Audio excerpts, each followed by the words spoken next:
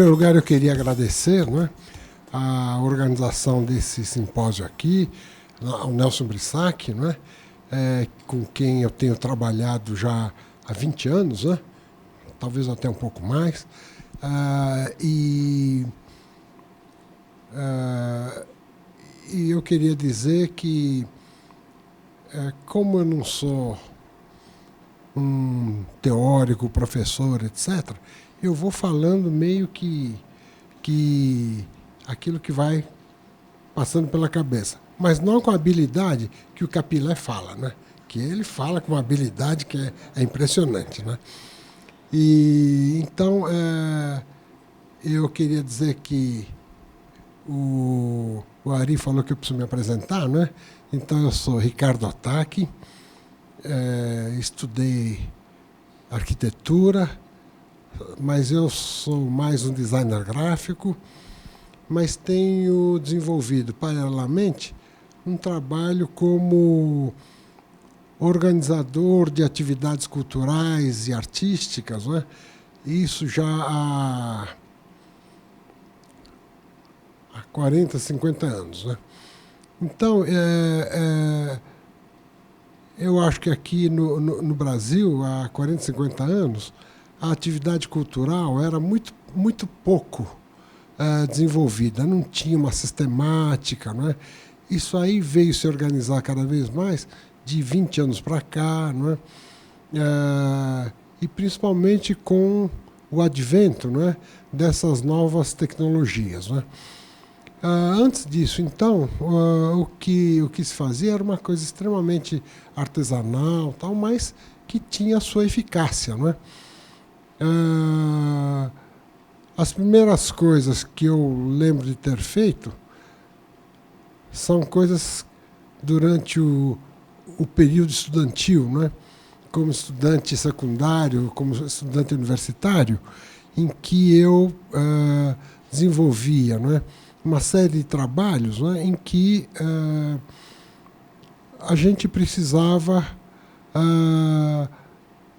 ter o mínimo de organização para mostrar arte, para mostrar arquitetura, para mostrar música, para mostrar cinema, etc. Não é? Então, esse tipo de atividade a gente fazia na escola secundária, na escola faculdade, né? Eu fiz a FAO, né? Lá na FAO, que era um centro muito ativo, né, dessas atividades culturais e artísticas.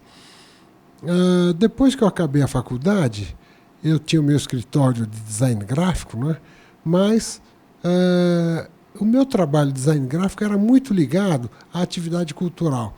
Fazer cartazes, catálogos, livros, etc., sempre ligados a atividades culturais. Isso aí, então, permitiu que a atividade cultural fosse uma coisa muito próxima, não é, de mim. E eu lembro, por exemplo, que em 1974, quer dizer, exatamente há 40 anos atrás, desenvolvia, por exemplo, uma atividade, né, junto com Zé Luiz Paes Nunes, que eu acho que foi o maior animador cultural que nós tivemos em São Paulo, né, nessa segunda metade do século XX. E o Zé Luiz organizava aqueles corais aqui em São Paulo e que iam cantando pela cidade, né? Então ele fazia um traçado para um coral que existia em São Paulo. Em São Paulo, quer dizer, ele reunia 10, 15 corais que iam andando pela cidade, parando numa esquina e cantando, né? Assim como se organizavam, né, atividades de cinema ao ar livre à noite, né, e se projetava então um filme ao ar livre. Então esse tipo de atividade foram atividades que se tomava conta da rua, do espaço público, né, para fazer as coisas. Eu lembro que, por exemplo, foi feita uma apresentação de dança do grupo da Mari Cagdali. Como é que se chama mesmo? Estágio. O Estágio, no Lago de Ibirapuera, não é? Fazendo um palco flutuante, não é? E o pessoal dançava lá em cima. Quer dizer, quando eles subiam no palco, o palco era deslocado para o meio do lago e lá então se fazia o espetáculo à noite, né? Com luzes e tal. Então esse tipo de coisa fez com que a atividade cultural era começou a ser uma coisa extremamente familiar, né? Aí depois disso, então, eu fui diretor de algumas entidades culturais, né, como o Centro Cultural São Paulo. Eu fui o primeiro diretor do Centro Cultural São Paulo, né, acompanhei a obra de construção, tudo, né. E aí já começava a ter algumas preocupações, né, com a atividade cultural. Uma preocupação era de fazer com que a gente conseguisse extrair a expressão do pessoal que não era um artista normal, assim, não é? Mas que fosse um artista que pintava, não é? Pintava porque era pintor de automóvel, por exemplo. Então ele pintava outras coisas também, assim como aqueles pintores de cartazes de cinema, não é? Então esse tipo de atividade era uma atividade que no Centro Cultural São Paulo, por exemplo, apresentamos muito, né, esse tipo de coisa, né? Pintura de gente que não tinha formação de artista, né? E a partir daí, então, começou a haver não só essa preocupação com a atividade, né, desses artistas não com uma formação tradicional, não é? Mas artistas que eram extremamente criativos, né? E que conseguiam fazer trabalhos muito interessantes sempre. E assim como a gente ia, por exemplo, no Instituto Florestal, né? Que tinham lá os exemplos de madeiras, né? Mostravam, né, como é que a madeira poderia ser trabalhada, como é que era cuidada, assim, né? E a gente via que o jeito de mostrar essas madeiras, né, eram jeitos de gente que provavelmente era um simples marceneiro, né, mas que conseguia fazer com que as peças, né, tivessem uma característica muito interessante, né? Então esse tipo de coisa que mais tarde a gente começa a ver, por exemplo, 40 anos depois. Hoje eu dirijo o Instituto Tomio Otaki. Lá fizemos há um ano atrás, uma exposição com os artistas, né, de origem rural e que fazem aquela arte, né, a partir dos elementos, né, da natureza, alguns pintam mesmo, né, e que são artistas de uma força extremamente grande, né? Então esse tipo de preocupação que no começo, né, foi invertido, começou pela preocupação com os artistas urbanos, termina depois com os artistas rurais, né? Então tem um desenvolvimento como esse e a gente vê que esses artistas, tanto urbanos como rurais, hoje estão pelo mundo, né? Esses brasileiros aí estão pelo mundo. Quando, depois do Centro Cultural, eu fui dirigir o Museu da Imagem do Som, então lá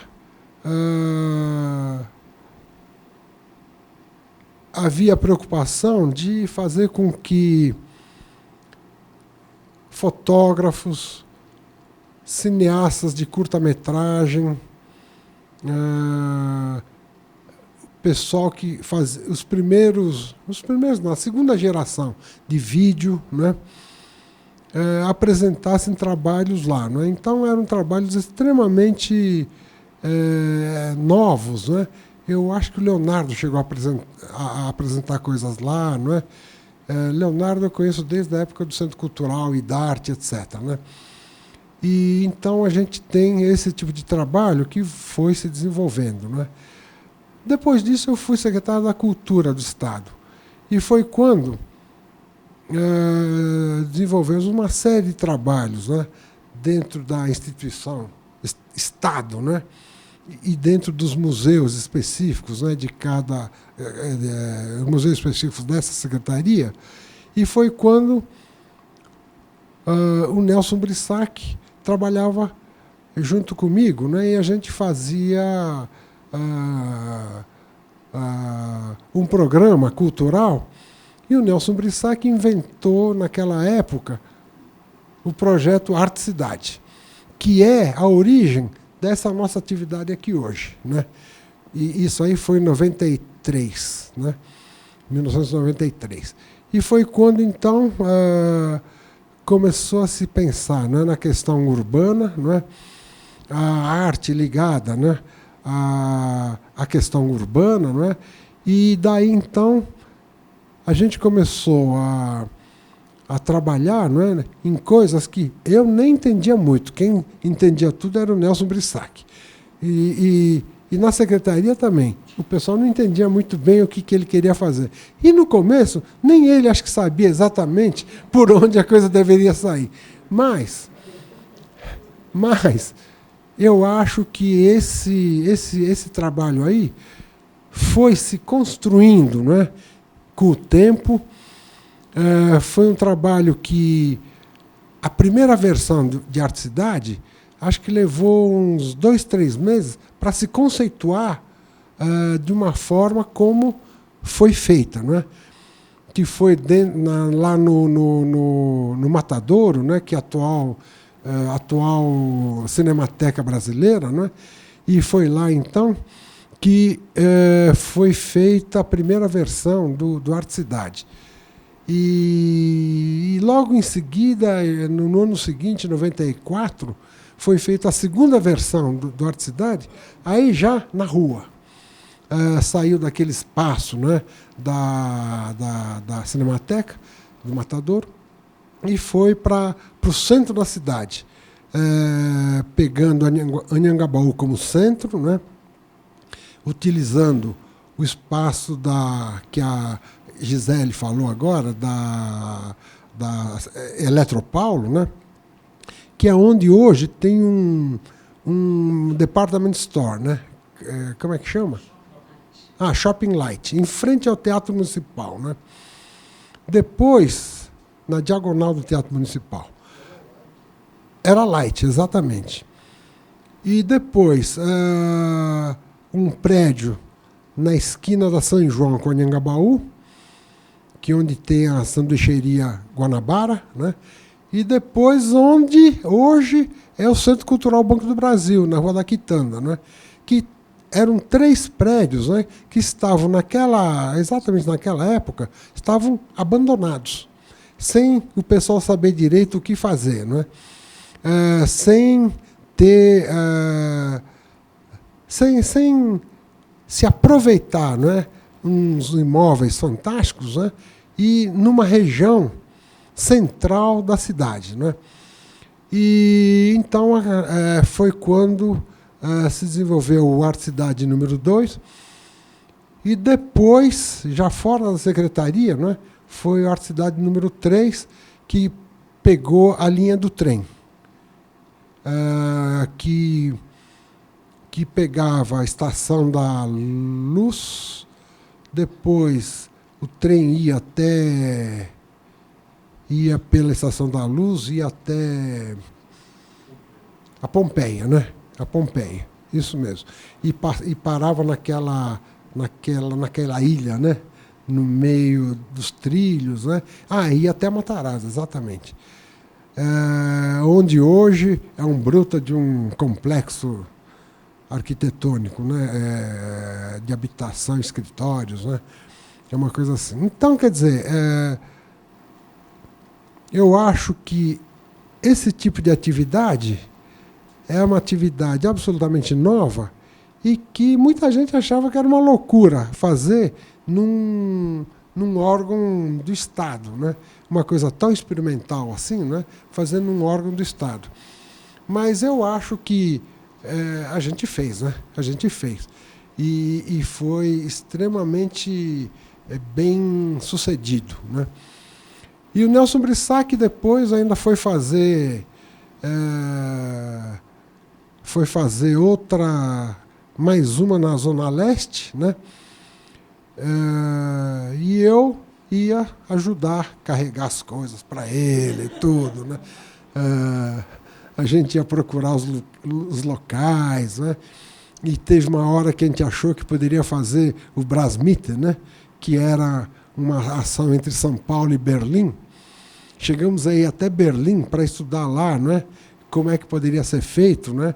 Uma coisa que acontecesse simultaneamente em São Paulo e Berlim. Essa aí a gente não conseguiu realizar, mas eu acho que foram ideias, né? Que hoje talvez fosse possível de realizar, né? Naquele tempo, foi em 95, 96 mais ou menos, a gente não conseguia realizar ainda, né? Então, esse tipo de atividade, não é? Era possível de realizar, assim como uma série de outras coisas, e foi uma época extremamente interessante, porque as ideias brotavam e a gente era um pouquinho mais novo, né? Para poder se aventurar, né? Em coisas que a gente não sabia muito bem onde começava e onde acabava, né? Quer dizer, a gente ia meio que, né, procurando os caminhos, né? Então, esse tipo de atividade, eu acho que foi um pouco a preocupação que eu tive, né, desde o começo, que eu me coloquei para organizar atividades artísticas e culturais, né, e que eu acho que a questão institucional, não é, que a gente sempre acha que é uma coisa a instituição, quer dizer, a coisa instituída, né, a coisa já conhecida, assim, não é? Eu acho que dá para a gente fazer, não é, muita coisa inventada, de experimentação, não é? E eu acho que a gente teve essa possibilidade de trabalhar, não é? Nesses últimos 12 anos, eu estou dirigindo o Instituto Tomi-Otaki, não é? O Instituto Tomi-Otaki é um instituto que tem mais cara de instituição mesmo, né? São feitas lá atividades, né? Algumas mais inventadas, outras menos, né? Mas aí também um pouco pela dificuldade financeira, não é, de a gente conseguir fazer as coisas mais abertas, mais livres, não é? Porque nesse instituto a gente tem que ir atrás, né, de todos os recursos financeiros, né, que não são automaticamente introduzidas no instituto, né? Então, esse tipo de atividade é uma atividade que consome uma trabalheira infernal, né? Que então algumas coisas a gente gostaria de estar fazendo, mas que a gente não consegue fazer. E isso aí eu acho que é uma coisa que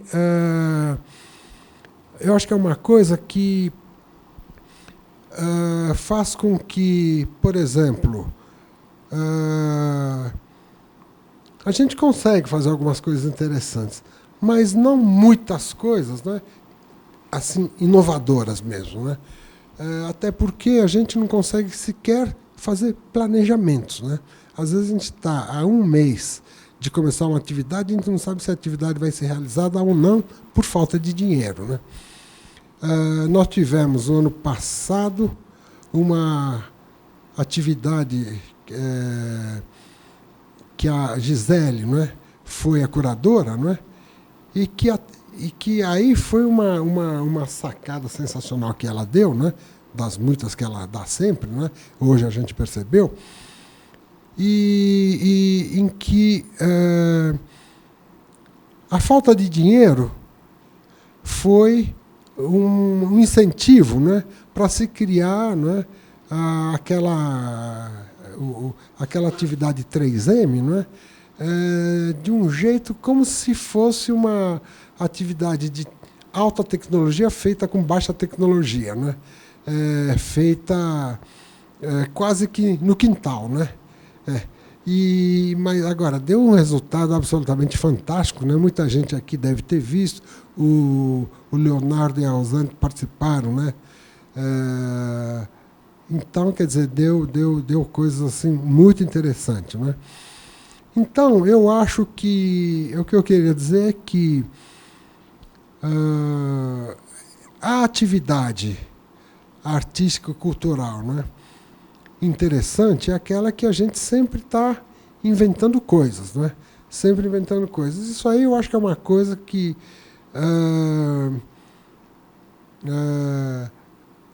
faz parte um pouco da atividade artística, né? A gente sempre lembra, né, que o objeto artístico, né, tem que ser original, né? Original. Então, quer dizer, o jeito de fazer as coisas, eu acho que também tem que ser originais, né? Então, essa eu acho que é a razão de a gente fazer as coisas assim. Essa questão de a gente fazer com a originalidade, etc., de ficar inventando as coisas, tem também um pouco de... Tem umas questões, né, que fazem com que, às vezes, a gente fique um pouco isolado, né? A gente fica numa certa solidão. Ou seja, não é uma coisa que a gente vai... Movimento concretista, né? Vamos todos, né, no movimento concretista tal, né? Não, e quando a gente quer fazer uma coisa inovadora, uma coisa experimental, assim, muitas vezes a gente tem que ir sozinho, né? Ir sozinho tal, fazendo a coisa. E aí, muitas vezes, essa coisa acaba se desaparecendo. Acaba se desaparecendo. Por exemplo, o Arte Cidade só não desaparece porque o Nelson Brissac é um grande pensador, né? E depois é um grande empreendedor também, né? É uma pessoa que consegue, ao mesmo tempo que tem aqueles pensamentos todos complexos, né, ele consegue fazer as publicações, superpublicações, aqueles textos, né? E pensador melhor que ele, nem tem tantos assim, né? Na praça, assim, não tem tantos, né? Então, a atividade que o Nelson inventa, né, tem sempre uma base muito grande. E isso faz com que ele não tenha, né, uma coisa solitária, né? Quer dizer, ele acaba incorporando todos os leitores, né, e faz as pessoas participarem dessas atividades. Então, eu acho que essa atividade de uma grande inovação, de uma grande experimentação, assim, tem essa questão que às vezes é difícil, né? Que a pessoa fica muito isolada, né? Então, como tinha 3 minutos, agora mais ou menos está acabando, né? Eu só queria então dizer que